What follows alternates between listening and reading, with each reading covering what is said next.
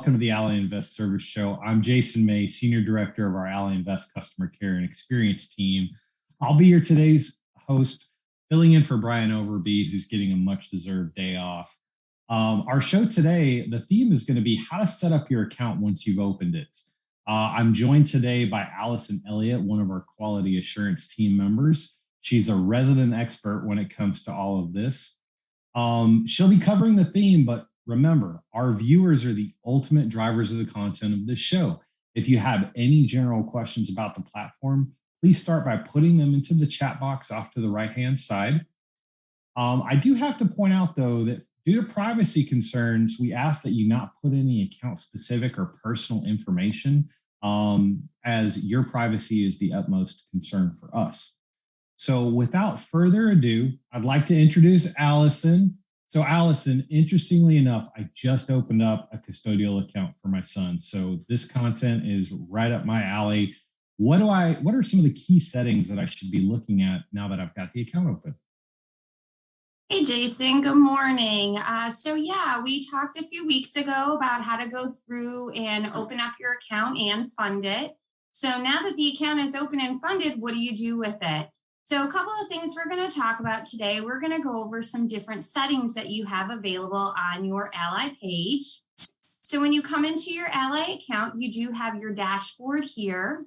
One nice thing, and we've talked a little bit about this, is the ability to customize this dashboard and move information around based on what it is that you want to see.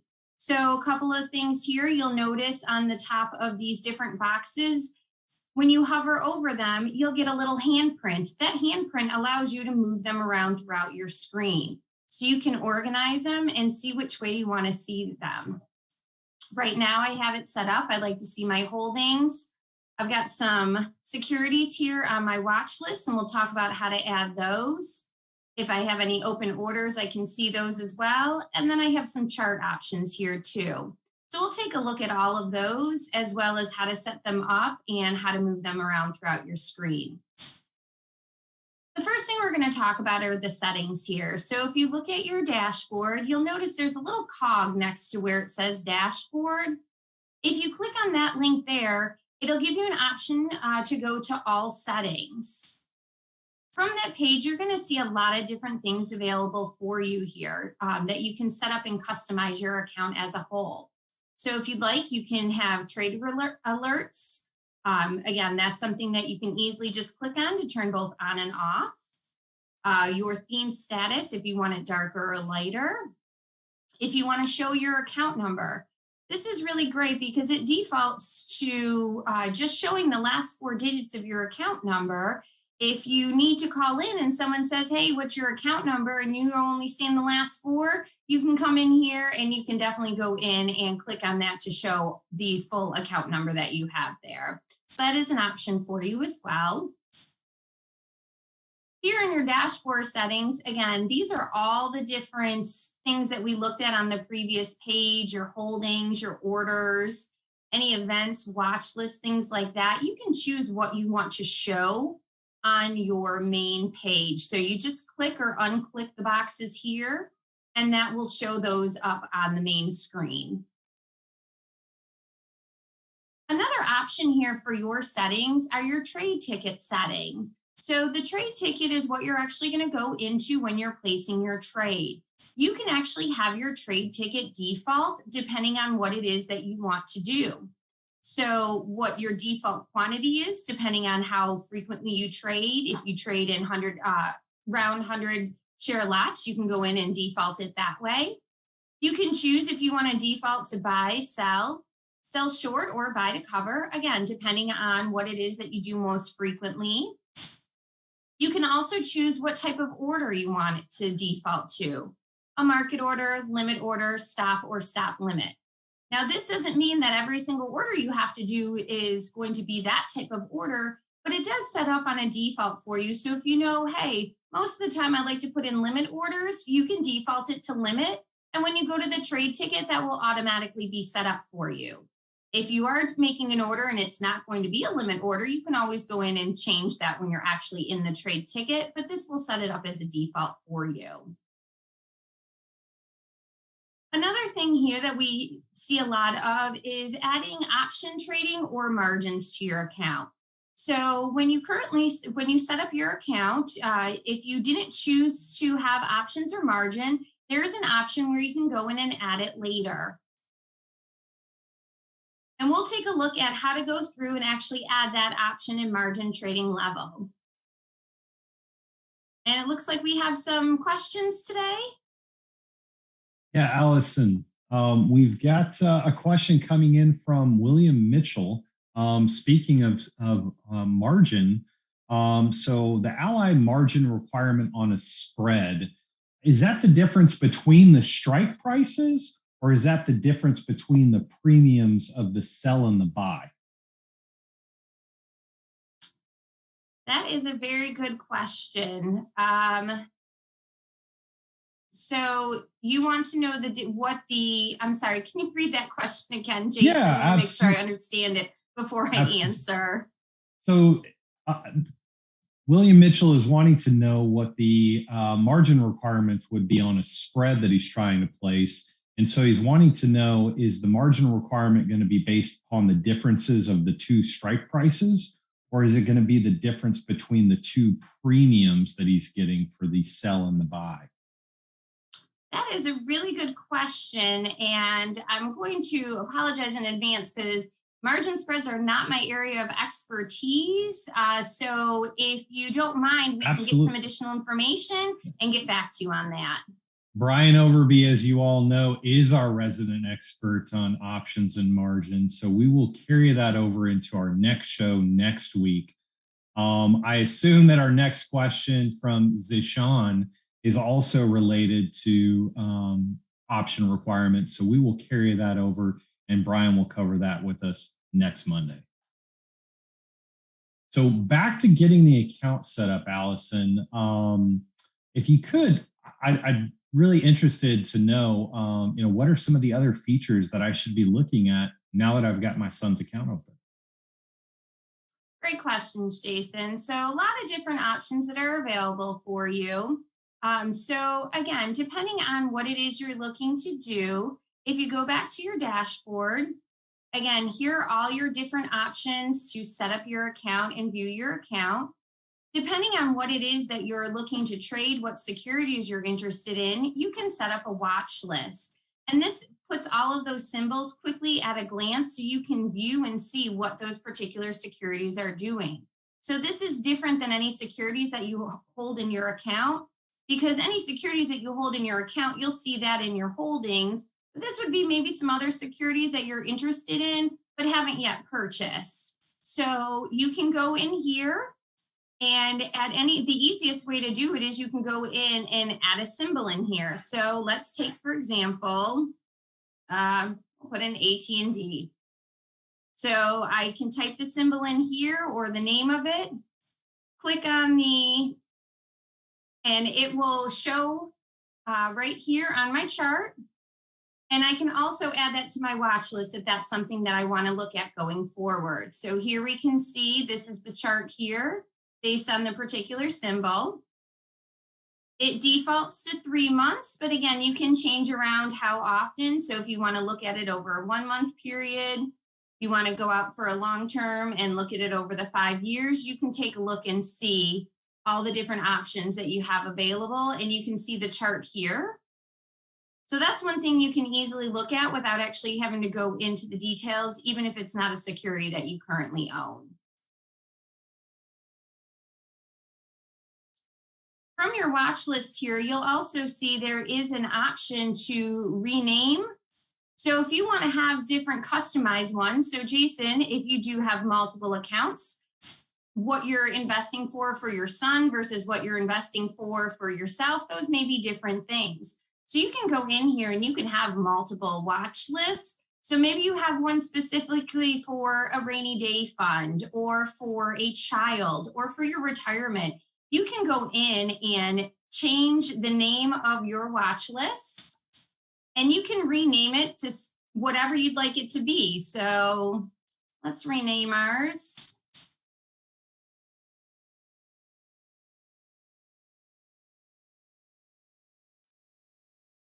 We'll call it the wish list.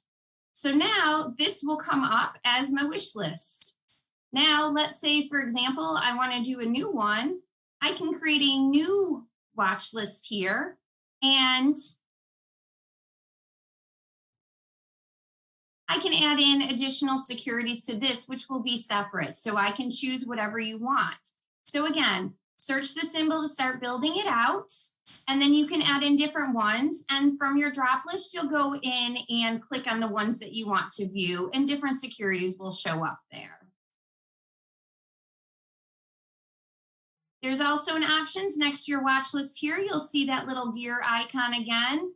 And you can see some different options in here. So depending on how you want to sort your watch list, you can change how you sort it. If you want to see different things in different orders, you can move those around as well. So there's a lot of different options in here for you. So I highly recommend taking some time to go in here, and you can take a look at all the different securities, whether they be securities that you own, securities that you're interested in, or just some random things that you wish that you had. You can definitely go in and take a look at that there.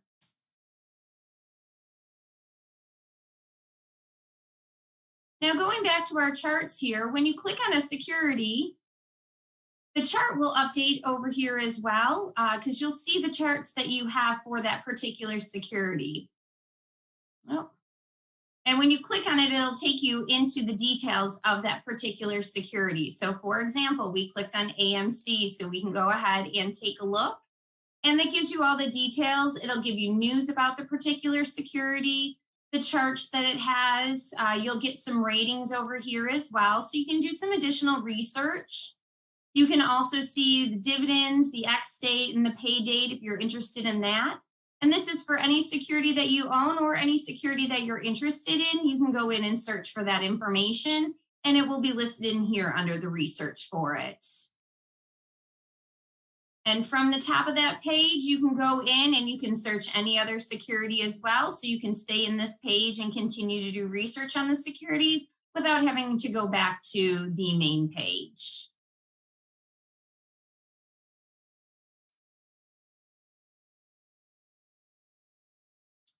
Going back to our accounts here, there's some other things that you'll see in here as well. Again, there's some additional research that you can see. So the page that we were just on, this is a condensed version of it. So you can have the condensed version here without having to go to the full. If you just want to see what's going on, what was the high and low for that particular security for the day? Where did it open at? What's the volume? So again, that's just some basics in here. If it's something that you're interested in, you'll see there's an option here where you'll see the button to trade on it. You can click there, and that's going to open up your QuickTrade ticket here on the right-hand side of your screen. And as you can remember earlier, we changed our settings to say that we were going to have a quantity of 1 and it was going to default to a limit order. Here's where that information will pre-populate. Now, if I don't want to do a limit order, again, I can always go in and change it on the trade ticket, but it will default to that, again, based on the type of securities or the types of trades that you make. You can definitely go in and make those changes there. If you need to do some additional information, you'll see at the bottom, there's a link to switch to the full trade ticket. So this is just the quick trade. By clicking on that link, that'll bring you to the full trade ticket here, where you can get information about the particular security. You can go ahead and see all the different options that you have available on the different order types. And for those of you that maybe aren't quite sure about what all those different order types are, you'll notice on the bottom there's an option here with a blue hyperlink that you can click on, and it'll tell you what the different order types are. Market order, limit orders, stop orders, and stop limits. If you need even more information, there's a link here where you can have even more information that'll take you to the ally.com page where you can get some additional information on the different types of orders. So you can definitely take a look at that if that's something that you wanted to get more information on.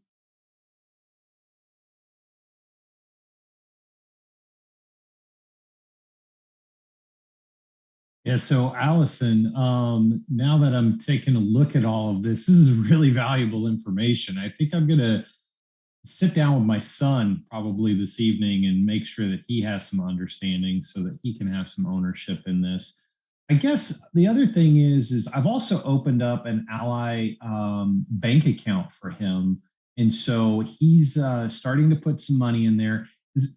In terms of like now that the account's set up, in terms of deposits, like how do I go about funding his account from his savings? Yeah, that's a really great question. And that's one of the great things about having a bank account with Ally is you can actually move the money directly from your Ally bank account to your Ally Invest account and vice versa. So let me go ahead and get out of our orders here and we'll get out of our trade tickets. So we talked a little bit about funding your account, but specifically when we're talking about funding your account from your Ally Invest Bank, or excuse me, from your Ally Bank account, you'll see the option on the top for transfers. If you click on the option for transfers and investments, you'll have the ability here to choose a deposit and which account you want it going into and which account you want it coming from. So if you have a Ally bank account, your bank will automatically be linked to your invest account. There's nothing additional that you need to do. You don't have to sign up for anything. You don't have to fill anything out. It will automatically be linked into your account. So you can come in here and choose to have the money moved from your Ally bank accounts. The nice thing about those Ally bank account transfers is they're pretty instantaneous. It only takes a couple of minutes for the money to move from the bank account to the invest account. So if you do have the money in a savings account or a checking account and you want to use the funds to purchase a security, you can quickly and easily transfer those funds into your Ally Invest account and use those to purchase a security. Those funds will be made available for you immediately.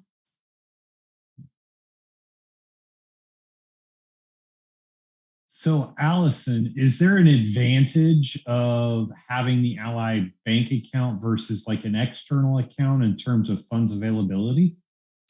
Yeah, that's a really great question. So, when moving money between bank accounts, again, because it's an Ally Invest account, those funds, like I said, they are available immediately for you to start trading. When moving money from another bank account, there is going to be a delay before those funds are available for trading. It's typically 3 business days because they are coming from another institution to Ally. There's a lot of things on the back end that takes to make sure those funds are available. So when you're making a purchase from an outside bank account and you make that purchase into Ally, you will see those funds in your account, but they will be in a status that is called uncleared. And it means that it will take 3 business days before those funds are available for you to trade. So you won't be able to make those instantaneous purchases. So if you see a security and it has a great price and you think to yourself, hey, I'd really like to purchase that security today, but I have to move money. If you're moving it from an external account, it may take up to 3 business days before you can actually use those funds to purchase versus it coming from an Ally bank account. Those funds, if you make that transfer, it takes a few minutes and those funds will be available for you to make the purchase of that security. So having them in that Ally bank account does make it much quicker than having to come from an outside bank. Fantastic. I think that that's really valuable information. It's really key because I think funds availability and being able to make those timely trades and having that detail is very important. So I will be sure to share that with my son and talk that through with him. Any other aspects of the account that we should be aware of for a first time Ally account holder? One thing I will say about the Ally Invest website is there is a lot of information out there for you. So, just on the general securities as a whole, like I said, there is the option to do some research if you want to learn more. Keep in mind, we are talking about a self directed account. So, again, these are accounts where you, as the investor, have the power to buy and sell the securities that you're looking to sell. Sometimes that can be a little overwhelming because, again, maybe you're not sure what it is you want to buy and sell. So there are quite a bit of information available for you.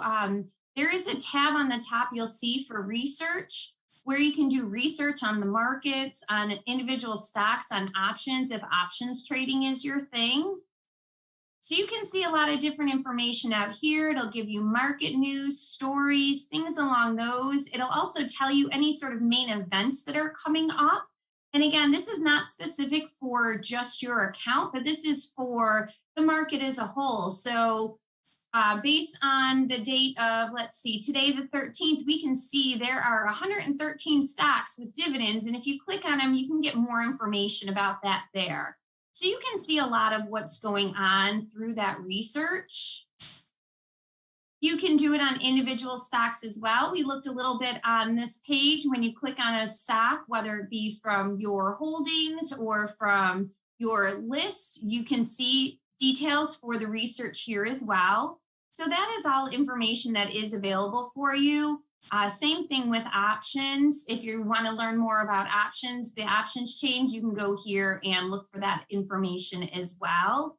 So again, a lot of different information that's available for you.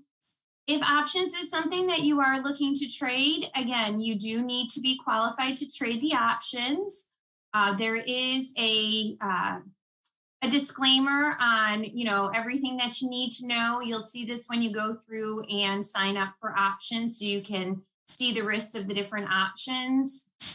As some of you may know, Brian does actually have an options playbook that's available online, so you can get additional information on there as well if you want to learn more about options as a whole. So the information is available for you. So you can definitely go out and take a look and do some additional research on the different stocks, options, and any other type of securities that you're looking to invest in. Yeah, and I would also say that Brian has the stock play trade of the week, and he discussed what we refer to as more risk-defined option strategies. There is inherent risk with all options, but there is a way to manage and define that risk for yourself. And he covers that in his content on a weekly basis. So I believe we're coming up on time. So I think that we'll have time for, just a reminder, get those questions in. I think we'll have time for Allison to cover a few more details, and then we'll come back and see if we have any last questions and kind of close things out. So Allison, we talked a little bit about, the settings and getting DRIP set up, or the Dividend Reinvestment Program. How soon after those dividends from those stocks are posted would it be reinvested in that stock? How does that process work? Yeah, so the dividend reinvestment, the date that the dividend is paid out, it will be reinvested. As far as when it actually shows on your account, it can take a couple of days for that to actually show up on your account.